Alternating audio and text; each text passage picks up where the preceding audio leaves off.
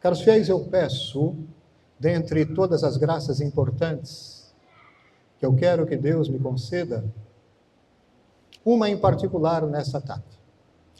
A graça de sempre conservar a alegria e o motivo da alegria que habitava o coração de Simeão. Vamos retomar o fato. Maria e José e Maria apresentam então o menino Jesus no templo. E eis então que um homem justo, piedoso, chamado Simeão, pega os meninos do braço e de maneira perfeitamente, certamente profética, diz palavras bem curiosas. Mas através dessas palavras, nós entendemos a grande alegria, a grande satisfação dele. Ele diz assim: agora, Senhor, depois de ter o menino Jesus nos braços, agora, Senhor, podeis deixar o vosso servo ir em paz. Pronto, o mais importante está aqui.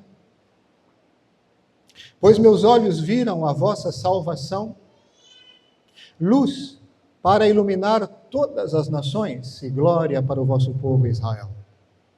Claro que depois, na sequência, e o trecho do Evangelho da missa não contempla o que ele diz depois, ele afirma algo com relação a Nossa Senhora. Quanto a ti, mulher, uma espada transpassará a tua alma, falando das dores pelas quais Nossa Senhora certamente passará, participando, inclusive, de maneira tão particular da missão de seu filho também desta forma. Mas eu fico com essa expressão de exultação deste homem que esperava há muito tempo, aparentemente, tal graça. Mas, Monsenhor, alguém poderia dizer, a gente não está entendendo aí de que maneira, por exemplo, o Senhor se incluiria nisso, e é simples. Eu entendo como este homem, e creio que entendo de uma maneira mais profunda, porque afinal de contas, por mais que ele fosse inspirado e entendesse que se tratasse do Messias, eu sei que por conta daquilo que o Senhor ensinou, e eu tenho acesso a esse conhecimento, e nós temos, eu tenho mais motivos de me alegrar pelo fato de conhecer Jesus e de tê-lo em mim, e de ter contato com Ele. Lembrando que, de fato, temos aqui o centro de tudo. No Senhor temos tudo. Deus Pai nos enviou o seu Filho, e nos enviando o seu Filho nos deu tudo. E o Filho enviou o Espírito Santo, e enviando o Espírito Santo nos deu todos os dons, os mais sublimes. Sim, quem tem a Jesus tem tudo. Quem tem Jesus, e ele mesmo disse isso, tem a vida. Quem não tem Jesus não tem a vida, porque ele é a vida. A vida eterna não é algo impessoal, é alguém. Quando ele diz, eu vim para que todos tenham vida e vida em plenitude, isso significa, eu vim para que todos tenham comunhão profunda com Deus, e nesta comunhão possuam na alma esta vida divina que quer habitar a todos. Quando nós tomamos conhecimento do que significa tudo isso, de quem é Jesus,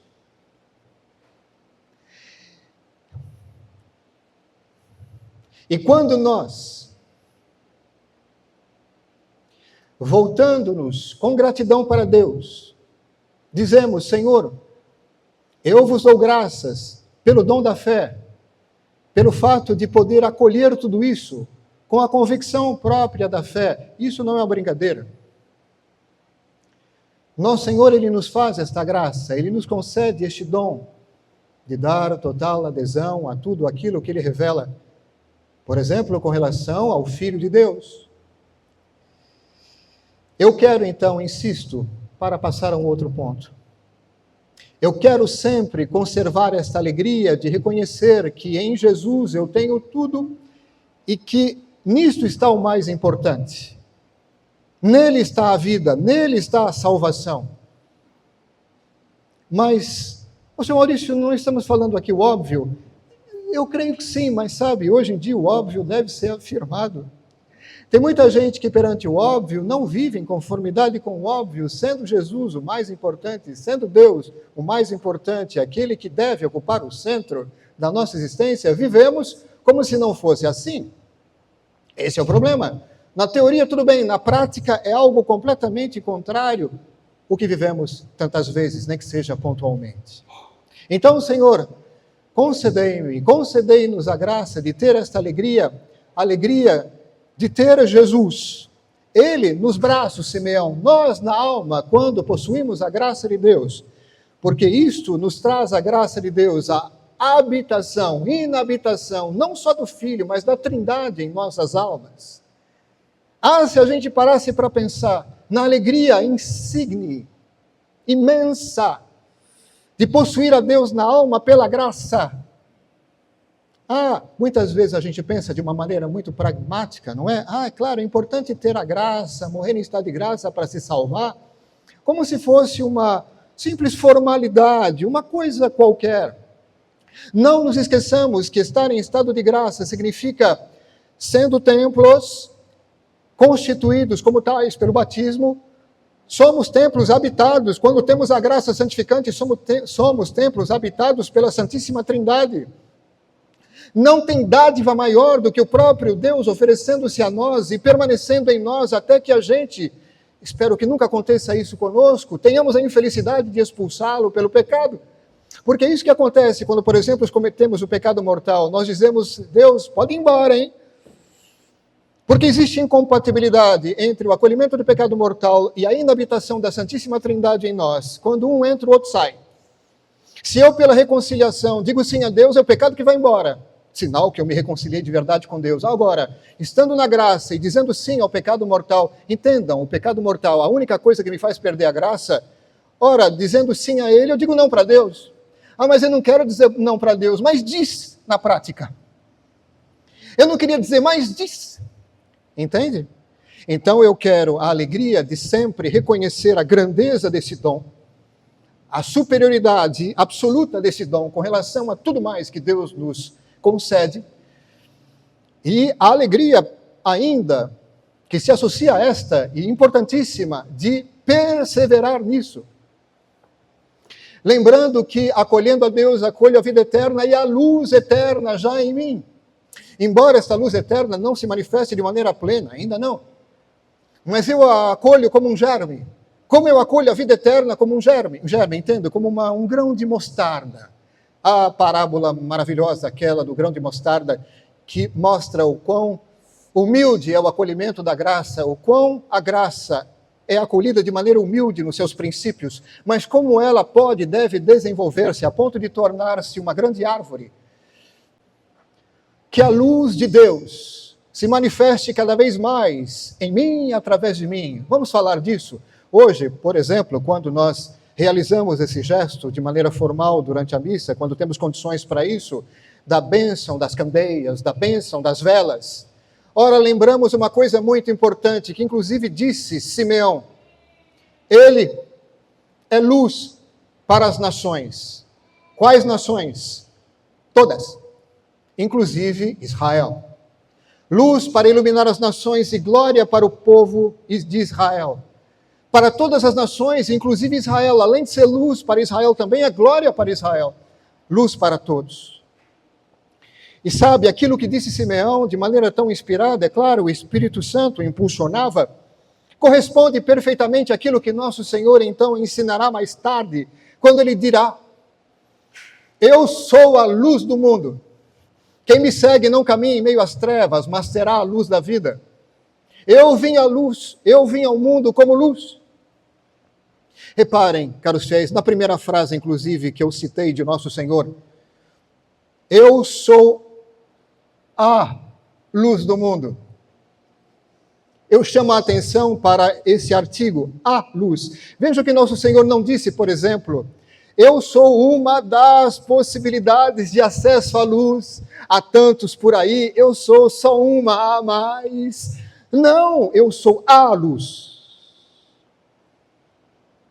E a gente pode entender, de maneira inclusive lógica, lembrando-nos do fato de que ele é Deus. Vejam, caros fiéis, no mundo de tanta confusão, de tanto relativismo, tem gente que diz assim, não é só ele que é luz, tem um monte aí de personalidades históricas e religiosas que também são, sei lá, tão sábias e tão luminosas. Claro, podem até ser uma exceção no reino dos mortais, de certa maneira, mas longe de nós comparar uma sabedoria bem elevada que seja, humana, com a sabedoria eterna de Deus, do próprio Deus, que se manifesta. Quando nosso Senhor ele fala de luz, ele está falando da luz divina, da luz eterna dele, que é ele. Nenhum ser humano poderia dizer isso, eu sou a luz, do jeito que ele diz. Nenhum ser humano, por mais brilhante que seja, por mais humanamente sábio que seja, nenhum ser humano poderia dizer isso, como ele diz, eu sou a luz. Porque ele diz, eu sou a luz eterna, sendo ele Deus, ninguém mais, ninguém como ele, ninguém como ele. O problema, caros fiéis, é que a gente tem vivido, sim, num contexto de grande confusão, em que querem impor a nós a seguinte concepção, de que ele é um ao lado de outros, é um a mais. Entende? Em tempos tão difíceis de relativismo religioso, inclusive o mal que foi tão assim denunciado e combatido pelo Papa Bento XVI, por exemplo, não só, não é? Lembrando de algo bem recente, ele usava a expressão ditadura do relativismo para falar, por exemplo, da banalização, da confusão, criada, por exemplo, por confusão filosófica, ideológica. Nesta manhã eu toquei no assunto e eu vou tocar aqui também. Algo concreto, que diz respeito à história, que diz respeito à nossa formação escolar e talvez acadêmica, que diz respeito, por exemplo, à filosofia. Quando eu aprendi história, quando eu li alguns livros, eu ouvia assim, o século tal, 18, é o século das luzes. Não? Por quê? Porque uns tais ali disseram assim, como ali naquele século a gente faz predominar a razão humana sobre, por exemplo, o fato religioso, a razão ela é superior a toda essa conversa de religião, a razão humana é superior a tudo isso que disse de religioso. Então, com o triunfo da razão, já a partir desse século, então aí sim estamos vivendo o século das luzes, porque a razão humana eis a verdadeira luz. Quando eu comecei a entender isso, eu falei, opa, tem um problema. Porque se o século das luzes chama luz das luzes apenas por causa da razão humana, não, é muito pouco. Quando a gente percebe o quanto que o ser humano pode enganar-se, equivocar-se, o quanto que ele erra, o quanto que... Não, a razão humana sozinha, por mais que seja poderosa, potente, necessária e capaz de muitas coisas, por ela mesma, não dá para chamar de luz, como, por exemplo, nós chamamos a revelação divina, o próprio Deus de luz.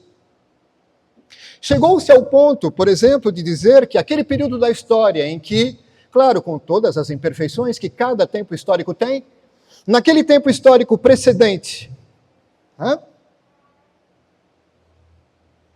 longo, com o predomínio de Deus, com o predomínio da ordem estabelecida por Deus em tudo, com Deus imperando em tudo, reinando em tudo, e determinando a ordem em tudo a partir do alto, ou seja, a partir da luz divina, chegaram ao ponto de dizer, não, o século das luzes é, sim, o século das luzes, e lá atrás é o período das trevas. Não seria o contrário?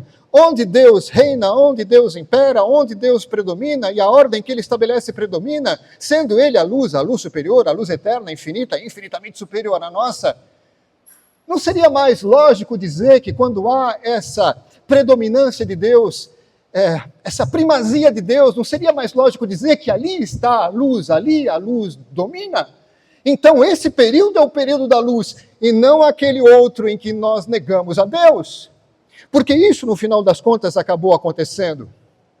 Homens movidos muitas vezes por grande orgulho disseram, não precisamos de toda essa coisa do passado, não precisamos deste dado religioso, somos suficientemente grandes, hábeis, capazes para pensar tudo sozinhos, autonomamente, por nós mesmos, não precisamos de nenhum aporte de uma deidade.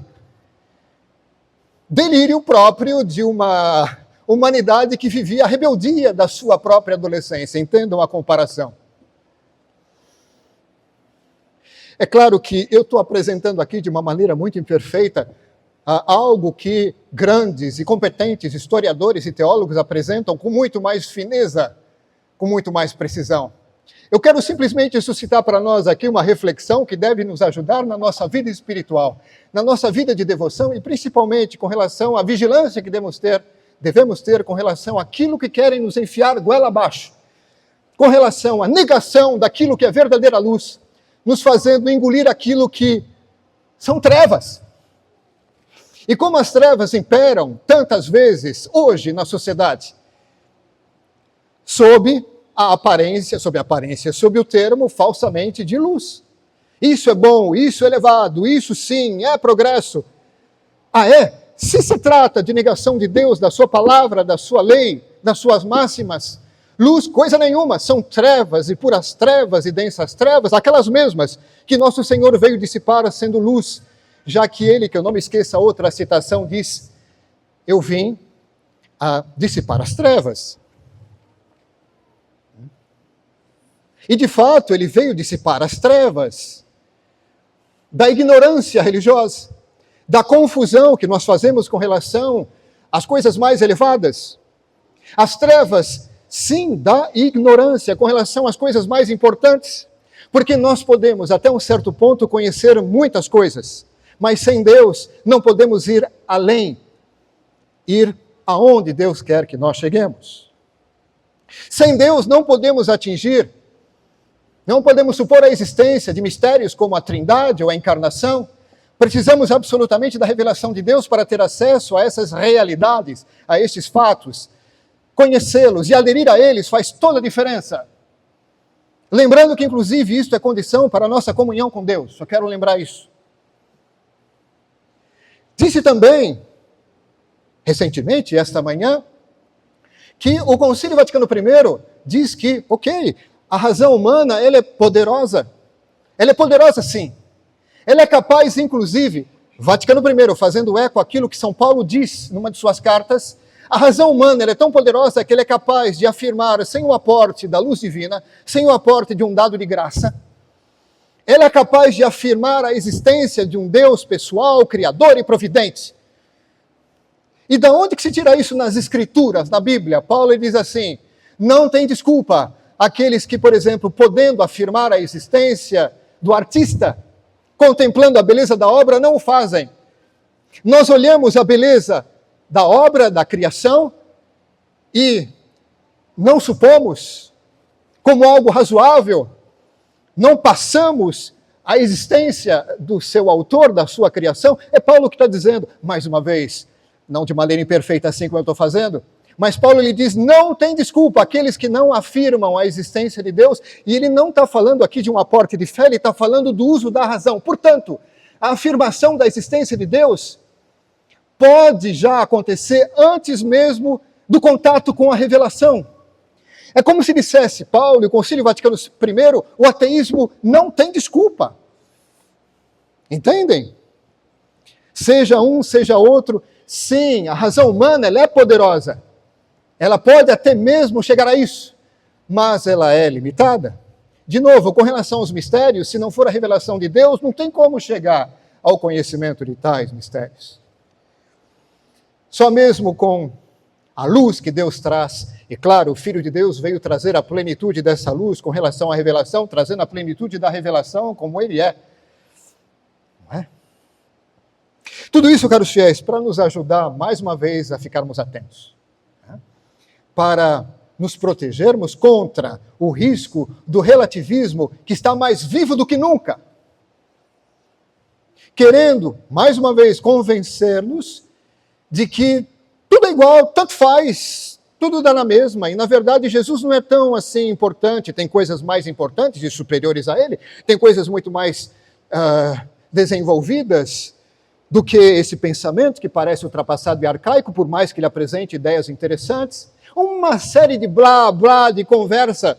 Tudo isso para diminuir o valor, a importância de nosso Senhor. Tudo isso para tapar os olhos, ou pelo menos pretender fazer isso, para não aceitar o óbvio, não aceitar aquilo que é a verdade. Ele é a luz. E quando nós aceitamos a luz, todos temos a ganhar. Que todos quem? Todos. Todos. Quer dizer, cada indivíduo e todos. Vejam só, quero concluir então. Vamos lá. Se cada um de nós faz a sua parte pelo seu próprio bem, para acolher essa luz, permitindo a Deus que dissipe as trevas em todas as dimensões da sua vida e da sua existência, que ganho enorme para essa pessoa. Não digamos que é de pouca importância ou nenhuma importância o aporte dessa luz para dissipar as trevas que nos dominam tantas vezes e dominam em tantas dimensões da nossa vida. Agora, se fizermos isso de maneira individual, vários indivíduos fazendo isso, é um coletivo que faz. Mais interessante do que indivíduos fazerem isso é a sociedade fazer isso. Que a luz impere nos corações, que ela triunfe nas sociedades e nas nações. Quais? Todas, porque a profecia de Simeão precisa se cumprir. Luz para iluminar as nações. Não é para uns poucos, é para todos. Ou seja, luz para iluminar nações, países, estados, governos. Mas isso vai um pouco contra essa tendência nossa de deixar a religião de lado. É questão de autonomia do ser humano com relação à religião, para ele se sentir mais livre. Sabe, o laicismo levado às suas últimas consequências. Ok, o laicismo levado às suas últimas consequências significa ateísmo militante. Porque se você diz assim, não, vai deixando Deus de lado, não é tão importante, deixa para lá, não vamos dar tanta importância. O que acontece no final das contas, como lógica extrema disso? Negação de Deus. Mas não é bem assim. É sim. Se você visita países em que o laicismo chegou às suas consequências mais drásticas e negativas, Bento XVI também já tinha alertado com relação a isso. Você percebe o quanto que esses países que idolatram o laicismo, na verdade, tornaram-se ateus práticos. Morei na França, caros fiéis. Morei na França durante um bom tempo e fiquei aterrorizado pelo que eu vi ali. O país dito da liberdade, igualdade, fraternidade, uma ova. Simples assim, desculpem. Que liberdade é essa que as pessoas nos perseguem de maneira muito sutil, não é como antes, mas de maneira muito sutil, mas muito incisiva. Me lembro, por exemplo, de andar pelas ruas de Paris como padre e de encontrar olhares que não eram simplesmente de indiferença ou de reprovação, mas de ódio. Eu falei, alguma coisa está errada aqui. Alguma coisa está errada aqui. Não, isso aqui você não pode falar isso aqui, mas não é, peraí, o país da liberdade também? Cadê o país tão evoluído que, no final das contas, matou meio mundo em nome de uma suposta liberdade? Liberdade para quem? Para nós aqui não é. Aliás, já ficou claro desde o início, aquela liberdade não era para nós católicos. Ao contrário. Liberdade fake. Liberdade para aqueles que não gostam da liberdade, da santa liberdade dos filhos de Deus. Desculpa, é também um desabafo que eu estou dizendo, mas é um alerta. De novo, o laicismo levado às suas últimas consequências, na sua expressão mais radical e extremada, torna-se ateísmo militante. De fato, hoje, a sociedade francesa, o Estado francês, não facilita para nós. Entende? Existe um respeito, é verdade, mas não é como o Brasil. Bendito seja Deus que nos guarda ainda numa condição em que a gente pode viver. Não é? Mas eu acho que o senhor está exagerando. Olha, pode até ser que no calor do momento eu tenha me excedido um pouco na expressão, mas se alguém morar lá, depois a gente conversa. Tá bom? Vejam, por exemplo, eu vou dar um exemplo só para a gente encerrar, tá?